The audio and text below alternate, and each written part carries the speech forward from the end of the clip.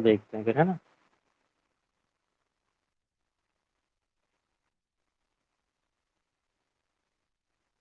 हम लोग 10 डेज का करंट ऑलरेडी कवर कर चुके हैं उसमें, ठीक है। सो उससे आगे का देखेंगे अभी आज। ये सब हम कंप्लीट कर चुके थे, ये मेरे ख्याल से ये पोर्शन शायद मेरे ख्याल से नहीं हुआ था, है ना। आई गेस फ्रंटियर गांधी तक कराया है मैंने, उससे आगे डिस्कस नहीं करा था। सो मैं उसको डिस्कस कर लेता हूँ हम लोग के साथ, है ना। क्या सिनेरियो है ये, है ना। इसको एक बार समझ लेते हैं, मैत्री सेतु का क्या चक्कर है या ये सब क्या है। अगर याद है तो अच्छी बात है, नहीं याद है तो लिखना है इसके साथ की जो इंफॉर्मेशन बताऊंगा ना साथ वाली, वो नोट डाउन करनी है अपनी नोटबुक में ना।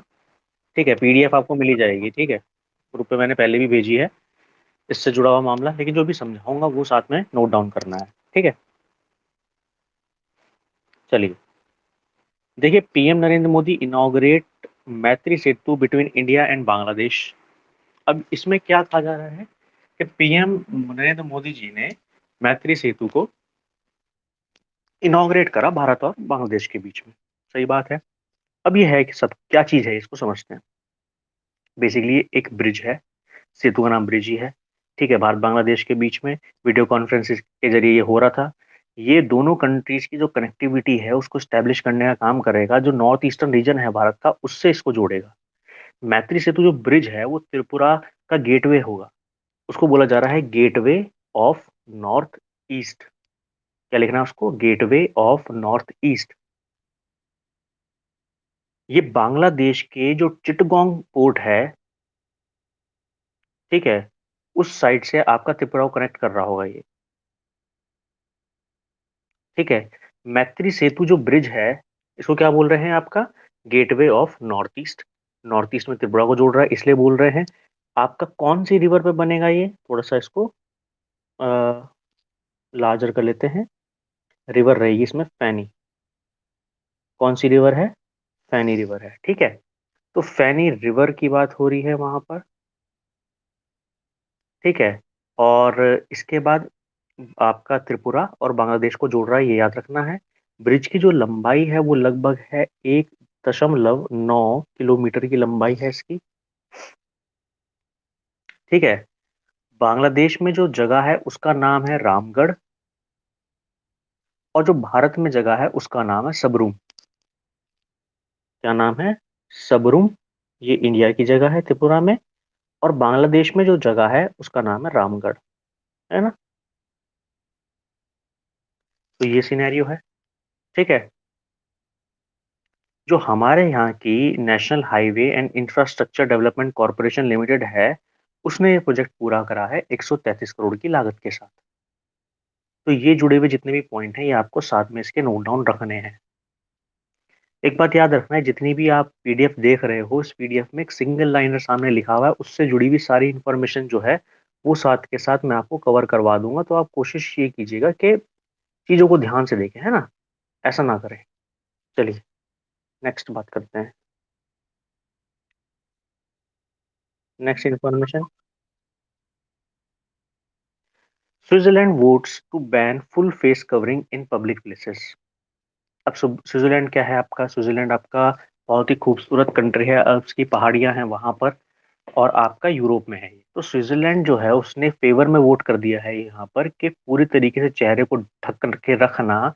फॉर एग्जाम्पल किसके द्वारा, ये जो टर्मिनोलॉजी है उस पर ध्यान दीजिएगा, या तो बुर्का या फिर निकाब बोलते हैं, नकाब हमारे यहाँ पे बोलते हैं, बुर्का या निकाब, ठीक है। पब्लिक प्लेसेस में वहां पर रेफरेंडम कराया गया। क्या कराया गया, रेफरेंडम। रेफरेंडम क्या होता है, रेफरेंडम होता है जब पब्लिक से ये पूछा जाता है, वोटिंग करवाई जाती है, ओपन वोटिंग, कि इस चीज में क्या करना है क्या नहीं करना है। तो स्विट्जरलैंड के ज्यादा लोगों ने इस चीज को हाँ भर दिया है। देखो, जितनी भी वहां पे मुस्लिम पॉपुलेशन है जो कि शायद मेरे ख्याल से 8% है, वो तो तुरंत से नहीं कर देगी इसको। वो तो 100% नहीं करने वाली, तो 8% तो पहले ही गायब हो जाएंगे। समझ रहे हो बात को। तो उनका तो गया वोट। अब क्या है, अब स्विट्जरलैंड में यार देखो, ये या पूरे यूरोप में ही धीरे धीरे आतंकवादी गतिविधियां बढ़ती चली जा रही हैं। अब वो क्या हो रहा है, देखो आपको याद होगा, पहले सबसे पहले अगर आपने आईसिस के बारे में कभी सुना हो, आईसिस जो है वो पनपा था धीरे धीरे आपका इराक के जब हमला हुआ था अमेरिका का। उसके बाद पहले आईसिस नाम भी नहीं था, उसका नाम भी दूसरा था, बाद में आईसिस उसका नाम हुआ। फिर वो इराक से मूवमेंट हुई आपकी सीरिया की साइड। फिर इराक और सीरियन जो बॉर्डर पे जितना भी इलाका है वो धीरे धीरे आईसिस के कब्जे में आया। बाद में फोर्स से छुटाया गया।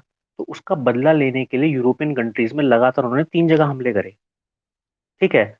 उस चीज को देखते हुए या उन चीजों के खतरे को देखते हुए और आसपास होने वाली गतिविधियों को देखते हुए इन चीजों पे ज्यादा जोर आपका आता जा रहा है। और देखो कुछ ऐसी हरकतें भी हो रही हैं पब्लिकली आपका बाय द मुस्लिम कम्युनिटी, जिसकी वजह से लोग डर रहे हैं दुनिया में। तो इसलिए फेशियल कवरिंग को थोड़ा सा टेंशन वाला वो माना जा रहा है। ठीक है।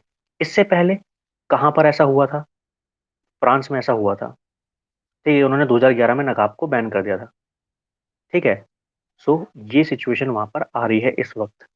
अब देखो, स्विट्जरलैंड के बारे में मैंने थोड़ी देर पहले भी कुछ बताया कि स्विट्जरलैंड जो है वो यूरोपियन यूनियन का पहली बात तो हिस्सा नहीं है। आपने याद रखना है। स्विट्जरलैंड की कैपिटल का नाम भी याद रखना है। स्विट्जरलैंड की कैपिटल का नाम है बर्न। क्या नाम है? बर्न। ठीक है, कहीं पे लिख लेना। स्विट्जरलैंड की कैपिटल कैपिटल क्या है? कैपिटल कह रहा हूँ, करेंसी क्या है? फ्रैंक। फ्रैंक वहाँ की क्या है? करेंसी है। ठीक है, याद रखना है। चलिए। आपको याद होगा इसी महीने में मार्च के महीने में एक जादुई काम और भी हुआ था कि त्रिवेंद्र सिंह रावत की आपका तीरथ सिंह रावत आ गए थे। यानी एक गया दूसरा आया। बस ये कह लो गुड़ बुद्धि दोनों के दोनों। ये जो इनके पब्लिक स्टेटमेंट है वो बिल्कुल ऐसे ऐसे आज के बाबा रामदेव दे रहे हैं पब्लिक स्टेटमेंट ना, कुछ भी बोल रहे हैं, जो मन में आ रहा है बस बक दे रहे हैं। बिना सोचे बिना समझे जो मन में आ रहा है बोल दे रहे हैं। वो गलत है। आप जब किसी बहुत ही हाई पोजीशन को होल्ड करते हैं ना तो आपको अपने मुंह का ख्याल उससे ज्यादा रखना पड़ता है। इसका सबसे बड़ा उदाहरण राहुल गांधी है। इतने बड़े पद की गरिमा उनको नहीं संभालनी आ रही थी, तभी लोगों ने उनका इतना मजाक बनाया। ठीक है, कोई भी इतने बड़े पदों पे बैठा हुआ व्यक्ति अगर कुछ भी उल्टा सुल्टा बोलेगा तो उसके खिलाफ वो बहुत हद तक जा सकता है, माफी मांगनी पड़ सकती है। बाबा रामदेव ने माफी मांगी। और उसके बाद भी उन्होंने फिर से कुछ कंट्रोवर्शियल स्टेटमेंट दे दिए, तो उन्हें थोड़ा ध्यान रखना चाहिए। बहुत अच्छा काम कर रहे हैं, अपने काम के ऊपर पानी फेर रहे हैं उल्टे बातें बोल के, है ना। अब देखो नेक्स्ट बहुत इंपॉर्टेंट खबर है, बहुत प्यारी खबर है, ये मुझे पसंद भी है। ठीक है। INS navy silent killer INS Karanj commission. ठीक है। इंडियन नेवी में एक नई चीज आपकी ऐड हुई है। ये तीसरी स्कॉर्पियन सबमरीन है जो कमीशन करी गई है। नाम क्या है? आईएनएस करंज। ठीक है। ये प्रोजेक्ट चल रहा था आपका मुंबई में। इसके साथ की जो जुड़ी हुई इन्फॉर्मेशन है वो बता रहा हूँ, धीरे धीरे लिखना। ठीक है। जो भारत की नेवी है उसमें ये ऐड हुआ है, क्या लिखना है? Scorpion submarine. ये क्लास होती है। ठीक है, तो लिखना स्कॉर्पियन सबमरीन है ये। ठीक है। प्रोजेक्ट कौन सा है? प्रोजेक्ट का नाम है P-75। कहाँ चल रहा था? मुंबई में चल रहा था। ठीक है, तो भारत अब ऐसा देश हो चुका है जो अपने सबमरीन खुद बना रहा है।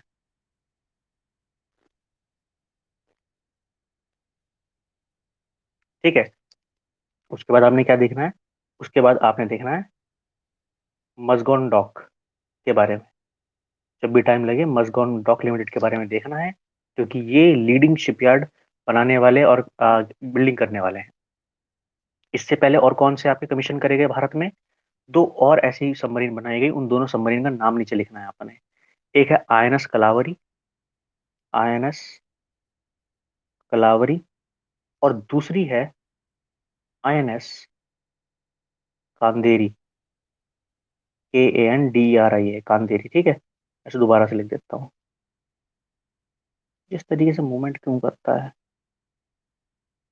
कांदेरी। मेरी आवाज साफ आ रही है? हाँ सुबोध। Okay, INS कांदेरी। तो ये दो हैं। आईएनएस कलावरी फर्स्ट था जो 2017 में आया था कमीशनिंग। और आईएनएस कांदेरी 2019 में आया था। ठीक है।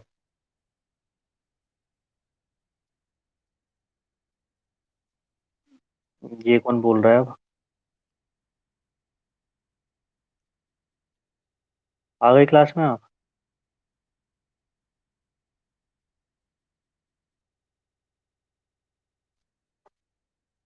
जी, सबमरीन को पनडुब्बियां ही बोलते हैं।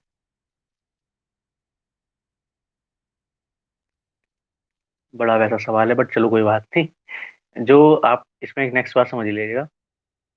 ये वेपन रहते हैं इनके पास। ठीक है। तो जब पानी में अंदर आपका ये चीज़ें चलाई जाती हैं तो बहुत कुछ वहाँ पर देखा जाता है, बिकॉज़ क्या है, ये इन डेप्थ चल रहा होता है सिनेरियो। तो वहाँ पर लगातार ये क्या करते हैं, लगातार वेव्स छोड़ती हैं सबमरीन्स। उससे देखते हैं कि दुश्मन या कोई चीज़ कितनी दूरी पर है। जब वो वेव से टकरा के वापस आता है तो सिस्टमैटिक वे चलता है, जैसे-जैसे वेव्स आ रही हैं, कोई चीज़ अगर रास्ते में उससे टकराई और यहाँ पर आपकी सबमरीन है, तो वापस से यहाँ पर आपका पता चल जाएगा कोई चीज़ कितनी दूरी पर है। ठीक है? तो इन शिप्स की ये ख़ासियत है कि ये बहुत बड़े-बड़े एनिमी फ्लीट को आराम से मार सकते हैं। ठीक है? क्योंकि टॉरपीडो वग़ैरह जो आपकी मिसाइल्स वग़ैरह होती हैं और सामने से आने वाली जो मिसाइल्स हैं, उनको न्यूट्रलाइज़ करने का सिस्टम भी इसके अंदर आपका है। ठीक है? अब इंडियन नेवी की अगर हम बात करें, भारतीय नेवी का अगर आपसे ये पूछ लें कभी कि कब इसको एस्टैब्लिश करा गया था, तो 1-2 चीज़ें आप याद रखिएगा। पहले मैं कलर चेंज कर लेता हूँ। भारतीय नेवी को अगर एस्टैब्लिशमेंट पूछे तो आप ये वाली तारीख ही याद रखिएगा, जब हमारा देश रिपब्लिकन हुआ था, यानी कि आप ये कह सकते हैं 1950, जब हमारा संविधान पूरी तरीके से लागू हो गया था, उसी दिन आपका इंडियन नेवी को फाउंड करा गया था। एट प्रेज़ेंट भारतीय नेवी के चीफ कौन है? Chief of naval staff?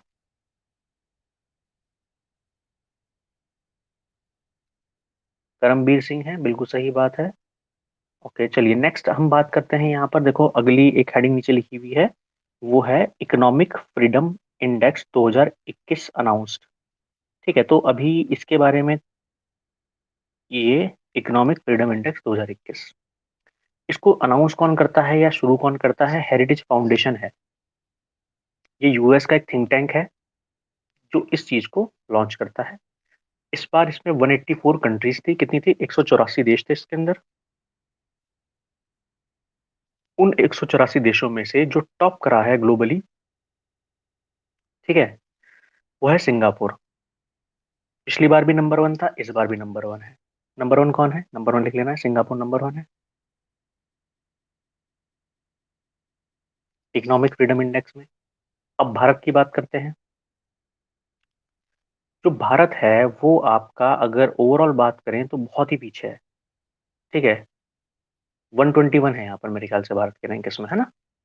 अगर किसी ने आप में से पढ़ा हो तो इंडियन रैंक कितनी है? 121। देखो होता क्या है कि ये लोग क्या देखते हैं, ये लोग स्कोरिंग देते हैं, इसमें क्या देते हैं? स्कोर देते हैं। ठीक है, ओवरऑल स्कोर किस पे होता है? इंप्रूवमेंट क्या हो रहा है, बिजनेस फ्रीडम कैसी दी जा रही है। ठीक है, आपका जुडिशियल इफेक्टिवनेस कैसी है, आपका ग्लोबली किस तरीके से काम हो रहा है। तो मतलब काफी सारे चीजें होती हैं उसमें। भारत के जो पॉइंटर्स थे वो 56.5 थे, और अगर एशिया में बात करें तो 40 कंट्री में भारत का 26वां नंबर था। ठीक है, तो भारत की जो इकोनॉमी है वो कैसी है? वो आपका काफी पीछे है, 121 हमारी प्लेस है वहां पर। जो हेरिटेज फाउंडेशन है वो आपका यूएस की है, वॉशिंगटन डीसी में उसका वो है। ठीक है, तो अपन ने याद क्या रखना है? नंबर वन कौन है? सिंगापुर याद रखना है। भारत का नंबर वन 121। अगर एशिया पैसिफिक में पूछे तो 26, 40 में से। ठीक है, इतनी बात। लास्ट पे आते हैं, लास्ट में क्या लिखा हुआ है इस पेज के एंड में? एंड में लिखा है Koneru Humpy is BBC India sports women of the year. अब ये क्या है? कुनेरू हम्पी कौन है? Koneru Humpy basically world rapid chess championship में जो BBC India sports women of the year है वो उन्होंने जीता है। ठीक है, ये बेसिकली अगर आप बात करें, कुनेरू जो हम्पी हैं ये महिला है, भारतीय महिला है। ठीक है, इंडियन स्पोर्ट्स वुमेन है और बहुत अच्छा चेस खेलती हैं। ठीक है, और क्या क्या इसमें हुआ है आपका, एक और यहाँ पर साइड में लिख लेना, Mannu Bhaker. Manu Bhaker emerging player of the year award winner. Emerging player of the year award winner.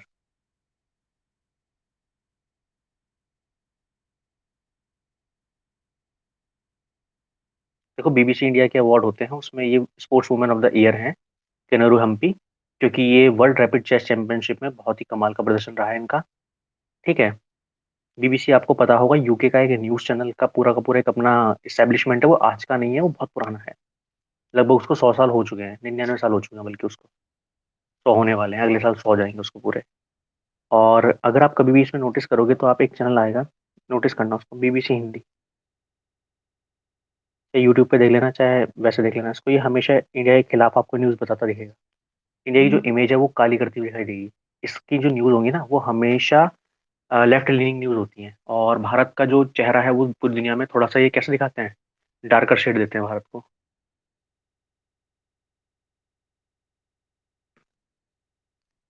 ठीक है, चलिए नेक्स्ट पेज लेते हैं। पेज दिखाई दे रहा है? चलिए, तो यहाँ पे क्या लिखा हुआ है, Jammu and Kashmir launches super 75 scholarship scheme. अब ये क्या है? तो जम्मू कश्मीर के आपके जो गवर्नर हैं जिनका नाम है मनोज सिन्हा, ठीक है, उन्होंने सुपर 75 स्कीम लॉन्च करी, किसके लिए? लड़कियों के लिए। इंटरनेशनल वुमेन डे था, उस पर करी। ठीक है, उनकी एजुकेशन के लिए, उनको एंटरप्रेन्योर बनाने के लिए, ताकि बच्चियां जो हैं वो आपका जो गरीब परिवार से आती हैं वो अपनी अगर स्ट्रीम कोई चुन रही हैं, मान लो वो मेडिसिन में जाना चाह रही हैं, इंजीनियरिंग में जाना चाह रही हैं, आईटी डिपार्टमेंट में, आईटीआई में, वट जिसमें भी उनको जाना है, ठीक है, सो वहां पर उनको मदद दी जा सके, फाइनेंशियल असिस्टेंस दी जा सके। 18 से 35 साल की जो लड़कियां हैं उनको मदद करें। ठीक है, तो ये सुपर 75 जो स्कॉलरशिप स्कीम है, ये आपका जो लड़कियां हैं उनको स्कॉलरशिप की तरह प्रदान किया जाएगा। ठीक है, जो थोड़ी सी आपका अपना प्रदर्शन जिनका अच्छा हुआ चीजों में उनको चुना जाएगा इसमें। और कौन सी एक और स्कीम, एक नीचे लिखेगा तेजस्विनी, अलग से लिखेगा इससे, तेजस्विनी। अभी तेजस्विनी क्या है, स्पेलिंग चेक कर लेना। ये तेजस्विनी क्या है? तेजस्विनी भी एक स्कीम है। देखो, जम्मू कश्मीर में एक बड़ी स्कीम चलती है, मिशन यूथ जेके। कौन सी स्कीम चलती है? मिशन यूथ जे एंड के, ये वहां पर स्कीम चल रही है, उसके अंडर ये सारी स्कीम है बेसिकली। ठीक है, अब इसमें क्या होगा तेजस्विनी स्कीम में, स्पेसिफिकली ये बिजनेस करने के लिए लड़कियों को मदद देंगे 5 लाख रुपए की। सिंपल। अगर आपसे पूछे तेजस्विनी जम्मू कश्मीर की स्कीम है, किसके लिए है? लड़कियों के लिए है। कितना पैसा देंगे? 5 लाख रुपए देंगे। कितने वर्ग के लिए देंगे? 18 से 35 साल की महिलाओं के लिए देंगे। ठीक है, होता क्या है कि ये उसमें फाइनेंशियल असिस्टेंस दी जाती है बैंकों के द्वारा, तुरंत से लोन मिल जाता है जिसपे ना के बराबर कोई चार्जेस होते हैं ऊपर, बिल्कुल नॉमिनल चार्जेस होते हैं। यानी कि अपना आप कुछ भी काम शुरू करना चाहें तो कर सकते हैं। मान लीजिए घर से आप लोग हैंडलूम का काम करना चाह रहे हैं, मास्क बनाने का बड़े पैमाने पे काम करना चाहते हैं, 5 लाख रुपए लिए, आपको पता है कि मेरे को अच्छा काम आता है, कारीगरी इस तरीके आती है कोई सी भी, तो उसको शुरू कर दिया करना है ना, तो वो कर सकते हैं। नेक्स्ट बात करते हैं, पीवी सिंधु को तो सभी जानते हैं, हमारे यहाँ की कितनी गजब की खिलाड़ी हैं, तो उनके बारे में बात कर लेते हैं। पीवी सिंधु ने सिल्वर जीता अभी BWS स्विस ओपन सुपर 30 में, सुपर 300 में, सॉरी सुपर 30 याद आ रहा है। तो अभी क्या है, भारत की सबसे अच्छी खिलाड़ियों में से एक है ये, आपको ही मालूम है, महिलाओं में सबसे अच्छी ही नहीं मान लो वैसे तो, ऑलमोस्ट, है ना। तो उसमें फाइनल में पहुंचकर हार गई थी, तो इसलिए इनको सिल्वर मेडल मिला है। ठीक है, भारत की जो खिलाड़ी हैं ये पीवी सिंधु, इनको हराया भी था दुनिया की तीसरे नंबर की खिलाड़ी ने, जिनका नाम है कैरोलिना मारिन। क्या नाम है? Carolina Marin. उन्होंने इनको हराया था। ठीक है, जो स्विस ओपन हुआ था और वो बंदों में आपका जिन्होंने जीता है, आप लोगों ने कम नाम सुना होगा उनका, विक्टोर एलेक्सन नाम था उनका, कहीं पे लिख लेना, हो सकता है सवाल आ जाए। विक्टोर,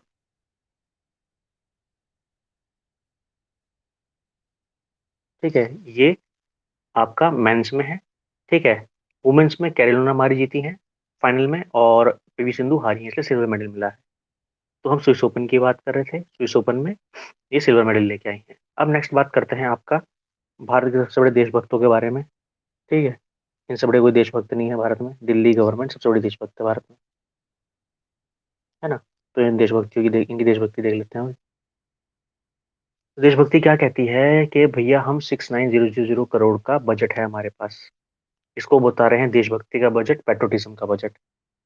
ठीक है, ये वो दिल्ली की सरकार है जो कई बार ये कहती है कि मेरे पास तो टैंकर के लिए पैसा नहीं है, टैंकर भी नहीं है हमारे पास तो, हमारे को वैक्सीन खरीदने के हमारे पैसे नहीं है। ठीक है, ना वैक्सीन खरीदने के पैसे हैं, ना टैंकर खरीदने के लिए सामान है हमारे पास। हमारे को ऑक्सीजन भी बहुत ज़्यादा चाहिए, जब पूछो तो बाद में कम हो जाती है इनकी ऑक्सीजन अपने आप। ठीक है, ये हर हर पैमाने पे इनका बहुत बुरा हाल है। जब इनसे एमसीडी के वर्कर अपनी तनख्वाह मांगते हैं तो ये 3-3 4-4 महीने तक देते नहीं, कहते हैं हमारा पैसा ही नहीं है। उनको बाहर अपने घरों के बाहर बिठा के रखते हैं, वो हफ्तों तक प्रदर्शन करते हैं कि हमारे पैसे दे दो हमें। सरकारी कर्मचारी अपना पैसा मांग रहा है इनसे, इनके बाहर घर के बाहर बैठ के 3-4 महीनों के पैसे नहीं दिए तुमने हमारे। और हमसे पूरी दिल्ली की साफ सफाई करवाते हो आप, क्योंकि वो एमसीडी किसके अंडर आती है? बीजेपी के अंडर। ठीक है, तो आप वहां पर इनकी सोच देखो। और अभी ये लोग क्या कर रहे हैं, जो वहाँ के जो लोग हैं कुछ, वहां पर ये अब पैसा बांट रहे हैं। अब वो पैसा कहाँ से आ रहा है इनके पास, वो भी लॉकडाउन के टाइम में। समझ रहे हो सिचुएशन, देख रहे हो आप किस तरीके की एक पॉलिटिकल एजेंडा चलता है देश में, परेशान करने के तरीके हैं ये। ठीक है। सो बड़ा ही अजीब सा माहौल बना दिया है देश में इस टाइम, राजनेताओं ने ना बहुत अलग ही चल रहा है। दिल्ली के चीफ मिनिस्टर ने ये कहा था कि वो 36 क्या लगाएंगे, 36 ऑक्सीजन प्लांट लगाएंगे अपनी तरफ से, what ever the way is. और 8 ऑक्सीजन प्लांट आएंगे सेंटर की तरफ से। सेंटर ने 2-3 दिन में लगवा दिए थे, बहुत जल्दी लगवा उन लोगों ने। आज 1 महीने से ज़्यादा हो चुका है, पता नहीं वो प्लांट कहाँ है, अभी तक तो कागजों में है। आ जाएंगे शायद। बाकी सारी मदद कहाँ से आ रही है? जो ईस्टर्न हमारे यहाँ पे राज्य थे वहां से, और जहाँ पर नए प्लांट लगे हैं वहां से सप्लाई अभी भी चल रही है, क्योंकि देश में बहुत लोग अभी भी बीमार हैं। अभी 20 लाख से ऊपर का आंकड़ा है पूरे देश में हमारे बीमारों का। हाँ, भले ही केस गिर रहे हैं, वो बात अलग है। ठीक है, तो बड़ी ही अजीब सी सिनेरियो चल रहा है देश में। और मेरा ऐसा मानना है कि राजनीति करनी चाहिए, लेकिन लोगों के मरने के सिचुएशन में तो ना करें एटलीस्ट ना। जीतने हारने पे करते रहे एक दूसरे को, जो कहना है कहते रहे, पत्थर उत्थर मारें एक दूसरे के, बीजेपी वाले उसके मारें वो उसके मारें, बढ़िया करके। लेकिन यहाँ पर नहीं करना चाहिए, बिकॉज ये हमारे देश के लोगों की बात है। खैर, अब इसमें है क्या, ये क्या बजट में ये क्या है? ठीक है, देशभक्ति का जिनका बजट है, देखो आपको पता है ये 75वां आपका इंडिपेंडेंस डे सेलिब्रेट करने का सिनेरियो चल रहा है। ठीक है, इसमें एक चीज लिखना है, इसमें आम आदमी निशुल्क कोविड वैक्सीन योजना।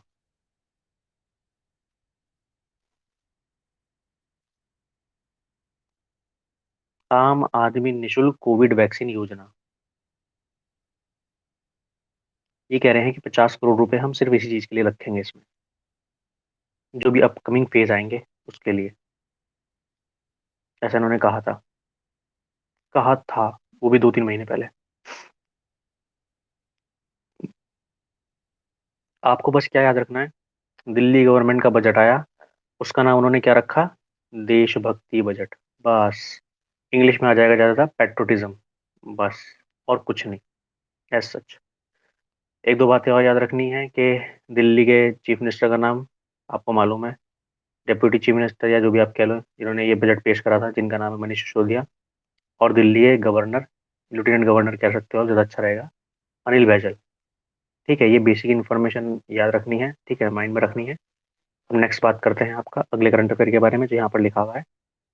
नाइजीरिया के प्रेसिडेंट का नाम देखना है, यहाँ पर बड़ा अजीब सा नाम है, आपको दिख रहा होगा, महामुदु इसूफू। वहाँ के नाम ऐसे ही होते हैं। अब महामुदु इसूफू ने क्या काम करा है ऐसा, देखो अफ्रीकन कॉन्टिनेंट सबसे गरीब कॉन्टिनेंट है पूरा, जो अफ्रीकी कॉन्टिनेंट है सबसे गरीब कॉन्टिनेंट है। उस सबसे गरीब कॉन्टिनेंट पर एक आपका प्राइज है, आपका दिया जाता है, जिसको बोलते हैं इब्राहिम प्राइज। नीचे आपका नाम दिख रहा होगा आपको, इब्राहिम प्राइज। इसकी प्राइज मनी अच्छी खासी होती है, $5 मिलियन के आसपास है। $5 मिलियन के आसपास है इसकी प्राइस, अच्छी खासी है। ये उस लीडर को दिया जाता है जिस लीडर ने बहुत ही अच्छा काम करा हो वहां के लोगों के लिए।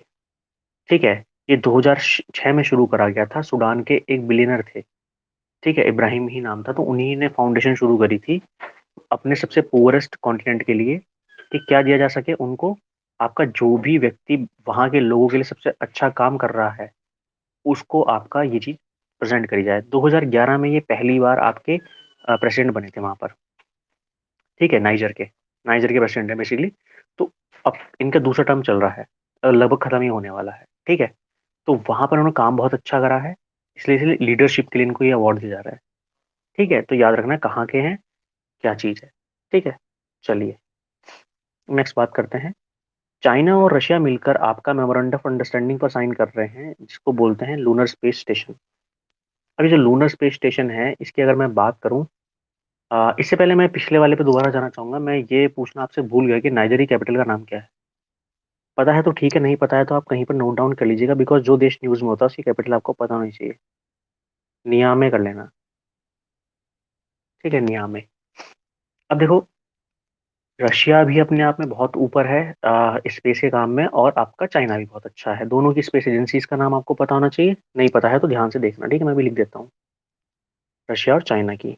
रशिया की तो स्पेस एजेंसी का नाम है रॉसकॉस्मोस। चाइना की सीएनएसए।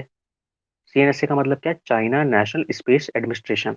तो चाइना की जो एजेंसी है उसका नाम है CNSA, China National Space Administration. Russia की जो स्पेस एजेंसी है उसका नाम है रॉसकॉस्मोस। ये है रशिया की। इन लोगों ने आपस में ये कहा है कि हम international scientific lunar station, international scientific lunar station बनाएंगे।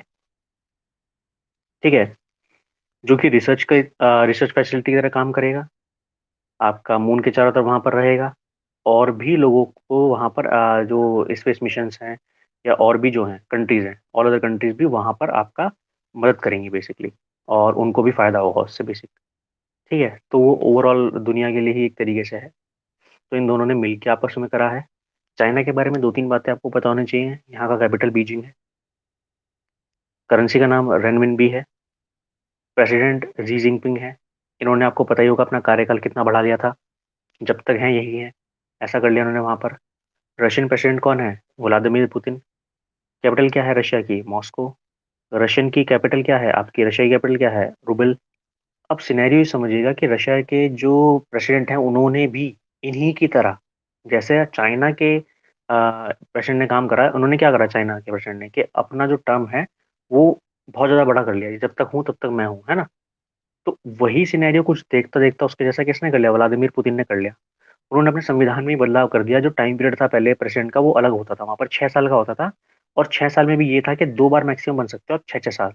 यानी पहले 6 साल बने, फिर 6 साल बने, अब नहीं बन सकते, अब किसी और को बनना पड़ेगा।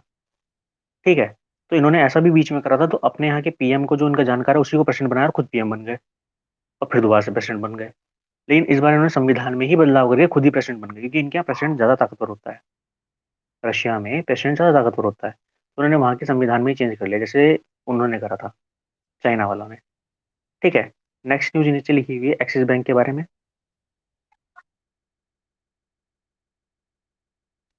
हमारे यहाँ का हमारे तो डेमोक्रेसी है ना हमारी तो। उनकी, देखो, वहां तो कम्युनिस्ट पार्टी है, पार्टी ही आपका single people Republic of China वाला हिसाब किताब है। वहां पर बहुत अलग सिनेरियोज हैं, इंडिया से बिल्कुल अलग ही तरह का है वहां पर। ठीक है, बिल्कुल ही अलग तरह का सिनेरियो चलता है वहां पर, कोई हमारी तरह सिस्टम नहीं है वहां पे।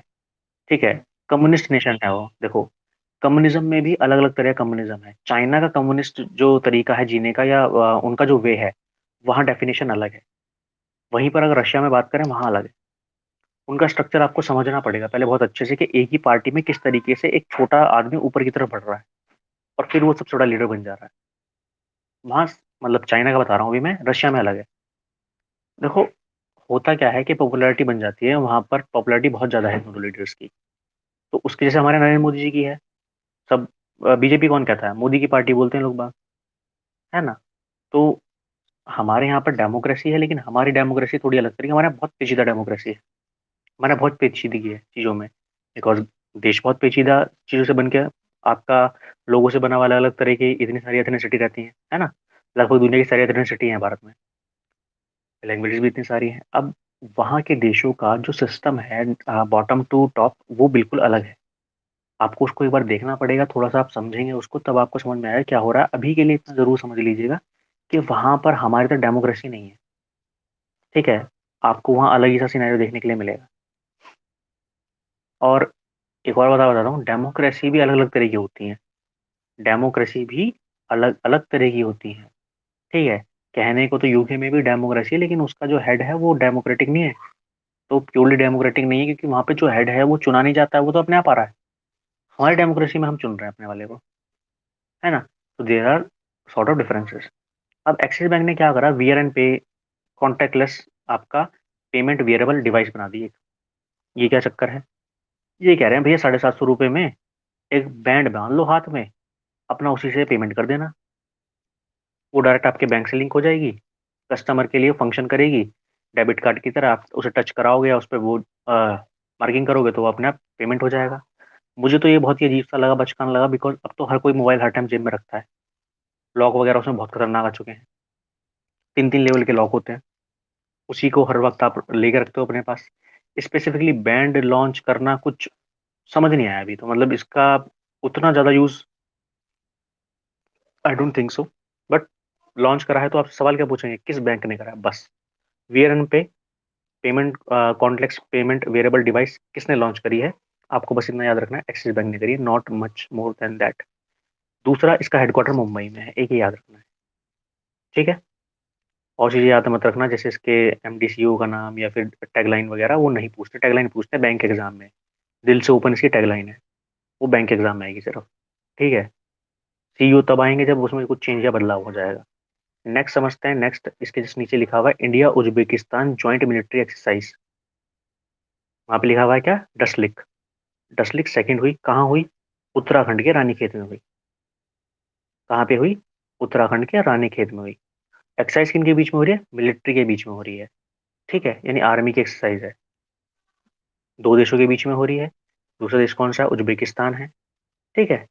सो उज्बेकिस्तान आपका, उज्बेकिस्तान की राजधानी क्या है, उज्बेकिस्तान की राजधानी है ताशकंद। ठीक है, एक मूवी भी आई थी ताशकंद। पहले उज्बेकिस्तान किसका हिस्सा था, रशिया का हिस्सा था, यानी पहले वो यूएसएसआर का पार्ट था, बाद में उससे टूट के अलग हुआ था, ठीक है। आपने ये सर्च करना है कि उज्बेकिस्तान के प्रेसिडेंट का नाम क्या है, और वो ग्रुप पे सेंड करना है। जैसे सुबह सबने सर्च करा नेशनल पार्क, और वो और किसी ने भी नहीं भेजा, 2 3 लोगों को छोड़ के, है ना, सब लोग बहुत बिजी है, सब पे बहुत ज्यादा काम है इस टाइम पे। खैर, नेक्स्ट बात करते हैं आपका। नेक्स्ट हमारे पास क्या है, नेक्स्ट है ISRO develop joint earth observation satellite mission radar with NASA. या दिस वन इज इम्पोर्टेंट, क्योंकि इसरो की बात भी हो गई और नासा की बात भी हो गई। नासा आपको पता है यूएस का, इसरो पता है आपको हमारा है, ठीक है। तो इन्होंने डेवलप क्या करा है, इन्होंने डेवलप करा है, जो लिख रहा हूँ वो लिखवा रहा हूँ, लिखना है आपने, ठीक है। इन्होंने डेवलप करा है synthetic synthetic aperture synthetic aperture radar, यानी एक तरह का रडार डेवलप करा है इन्होंने, SAR बोलते हैं इसको, ठीक है। ये बहुत ही हाई रेजोल्यूशन इमेज पैदा कर सकता है, ठीक है। तो यूएस एजेंसी के साथ आपका ये चीज बनाया गया है, तो नासा और इसरो ने इसका नाम रख दिया निस्सार, ठीक है। नासा और इसरो की वजह से आया है निसार, ज्वाइंट कोलैबोरेशन की वजह से, ठीक है।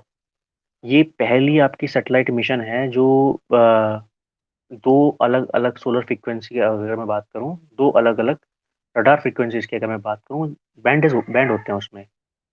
रडार के बैंड में आपको जिस टाइम पे स्टैटिक की बात करेंगे तब स्टैटिक में पढ़ेंगे, कू बैंड का बैंड ये सब बैंड होते हैं। तो उसमें एल बैंड और एस बैंड भी होता है, ठीक है। तो उसका इस्तेमाल करते हुए ये आपका फ्यूचर में ये काम करेगा, ठीक है। 2022 में इसको लॉन्च करने का आपका रखा गया है। इसरो ने, आपको पता है जो स्पेस पोर्ट है उसका आंध्र प्रदेश में नेल्लौर डिस्ट्रिक्ट में श्रीहरिकोटा, ठीक है, वहां से इसको लॉन्च करने का रखा गया है। इसरो के चेयरमैन का नाम आपको पता है, के सिवान है, हेडक्वार्टर बेंगलोर में है, 1969 में वो डेवलप करा गया था, स्टैब्लिश हो गया था। नासा 1958 में है, वॉशिंगटन डीसी में उसका हेडक्वार्टर है, ठीक है। नेक्स्ट, गिरीश मुर्मू के बारे में बात कर लेते हैं। अब ये कौन है, ठीक है, ये क्या है, चलिए। तो गिरीश मुर्मू के बारे में बात कर लेते हैं। अब गिरीश मुर्मू का क्या सिनेरियो है यहाँ पर, देखो गिरीश मुर्मू आपको याद होगा हमारे कॉम्प्ट्रोलर एंड ऑडिटर जनरल हैं, छोटे मोटे आदमी तो है नहीं, सीएजी हैं हमारे देश के। कौन है, गिरीश चंद्र मुर्मू। तो इनको आपका दोबारा से आपका जो चेयरमैन की वो है उसमें इलेक्ट करा गया है। तो यूएन की जो चेयरमैन लोग हैं उसमें इसको इलेक्ट करा गया। अब इनका काम क्या होता है, सीएजी का पता है देश में क्या काम करते हैं, ऑडिट करना इनका काम होता है, कहाँ पर कितना कैसे खर्चा कर रहे हैं, भारत के जितना भी पैसा है उसमें से क्या हो रहा है, ठीक है, उसकी एक पूरी की पूरी इंफॉर्मेशन इनके पास होती है। सो एक यूएन का पैनल है, ठीक है, panel of external auditor of United Nations, ठीक है। तो उसका ये हिस्सा है पैनल का।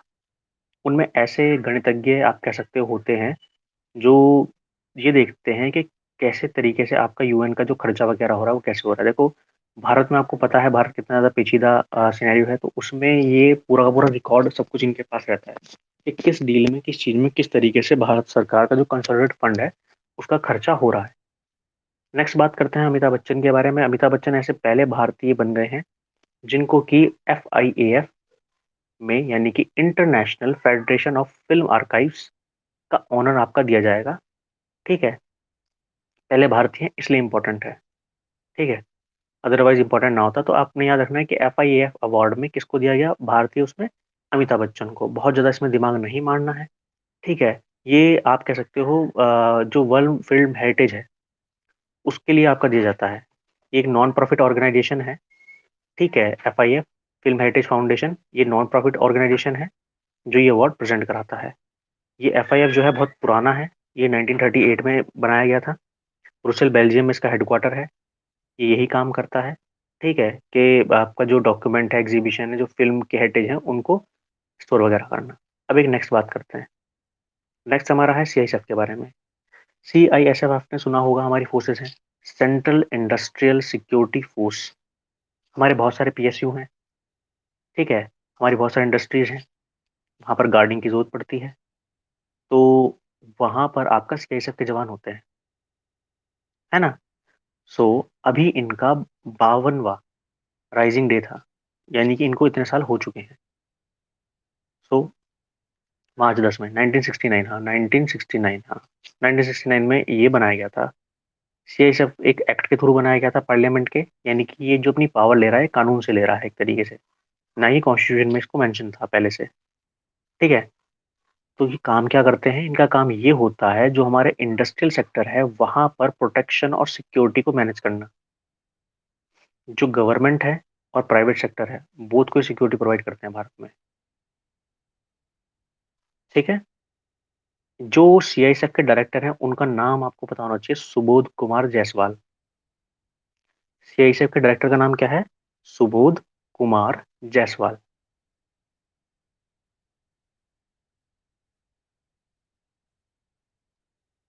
Next, very important, this one is very very important. देखो, ये न्यूज़ जो है ये काफ़ी टाइम तक, अब लंबे टाइम तक मेरा ऐसा मानना है ये रहेगी न्यूज़ में, कम से कम 1-2 साल तो रहेगा। दुनिया का सबसे ताकतवर सुपर कंप्यूटर बना लिया गया है फिर से।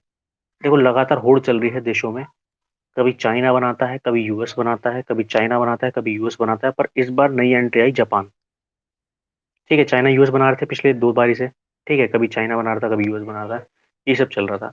इस बार नई एंट्री आ गई जापान की। तो जापान ने दुनिया का सबसे तेज सुपर कंप्यूटर बना दिया, ठीक है। तो जापान का एक साइंटिफिक और रिसर्च इंस्टीट्यूट है जिसका नाम है राइकन, और मेनली वहां पर जो दूसरा है उसका नाम है फुजित्सु। क्या नाम है, फुजित्सु।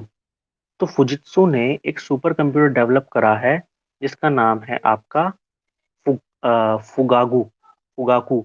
और वहां की भाषा क्या करें भैया, ऐसा ही है, फुगाकू, फुगाकू।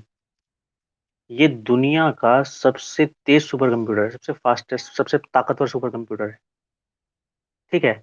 अब ये फुगाकू क्या है, फुगाकू बेसिकली माउंट फूजी जो है वहां पर, उसी का ही नाम है फुगाकू, उसी को फुगाकू बोलते हैं, ठीक है। माउंट फूजी को फुगाकू बोलते हैं, तो उसके नाम पर उन्होंने इसका नाम रखा है, ठीक है। अब ये जो डिवाइस होती हैं इनकी जो स्पीड नापी जाती है वो नापी जाती है पेटाफ्लॉप में।